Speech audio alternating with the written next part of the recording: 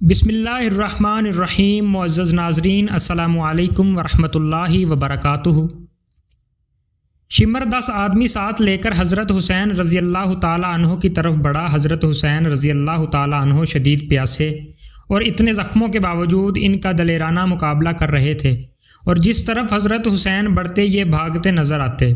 اہل تاریخ نے کہا ہے کہ یہ ایک بے نظیر واقعہ ہے کہ جس شخص کی اولاد اور اہل بیت قتل کر دیے گئے ہیں، اس کو خود کو شدید زخم لگے ہوئے ہیں اور وہ پانی کے ایک ایک قطرہ سے محروم ہو، اور وہ اس قوت اور ثابت قدمی سے مقابلہ کر رہا ہے جس طرف رخ کرتا ہے مسلح سپاہی بھیڑ بکریوں کی طرح بھاگنے لگتے ہیں۔ شمر نے جب یہ دیکھا کہ حضرت حسین رضی اللہ تعالیٰ عنہ کے قتل کرنے سے ہر شخص بچنا چاہتا ہے، تو آواز دی کہ سب یکبار ہو کر حملہ کرو۔ اس پر بہت سے بد نصیب آگے بڑے، نیزوں اور تلواروں سے یکبارگی کے ساتھ حملہ کیا، اور یہ ابن رسول اللہ ظالموں کا دلیرانہ مقابلہ کرتے ہوئے شہید ہو گئے۔ انا للہ و انا الیہ راجعون۔ شمر نے خولی بن یزید سے کہا کہ ان کا سر کاٹ کر لے آؤ، اور وہ آگے بڑھا مگر ہاتھ کانپ گئے۔ پھر شقی بدبخت سنان بن انس نے یہ کام انجام دیا۔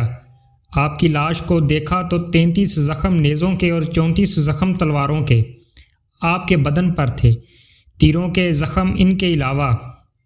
حضرت حسین رضی اللہ تعالی عنہ اور عام اہل بیت کے قتل سے فارغ ہو کر یہ ظالم علی اصغر حضرت زین العابدین رضی اللہ تعالی عنہ کی طرف متوجہ ہوئے۔ شمر نے ان کو بھی قتل کرنا چاہا۔ حمید بن مسلم نے کہا، سبحان اللہ، تم بچہ کو قتل کرتے ہو اور جب کہ وہ مریض بھی ہے۔ شمر نے چھوڑ دیا۔ عمر بن سعد آگے آئے اور کہا کہ ان عورتوں کے خیموں کے پاس کوئی نہ جائے اور اس مریض بچہ سے کوئی تعارض نہ کرے۔ ابن زیاد شقی کا حکم تھا کہ قتل کے بعد لاش کو گھوڑوں کے ٹاپوں میں روندا جائے۔ عمر بن سعد نے چند سواروں کو حکم دیا، انہوں نے یہ بھی کر ڈالا۔ انا للہ و انا الیہ راجعون۔ جنگ کے خاتمہ پر مقتولین کی شمار کی گئی تو حضرت حسین کے اصحاب میں 72 حضرات شہید ہوئے، اور عمر بن سعد کے لشکر کے 88 سپاہی مارے گئے۔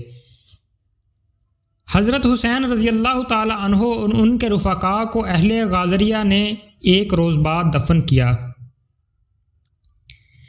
قتل حسین اصل میں مرگ یزید ہے۔ قتل حسین اصل میں مرگ یزید ہے۔ اسلام زندہ ہوتا ہے ہر کربلا کے بعد۔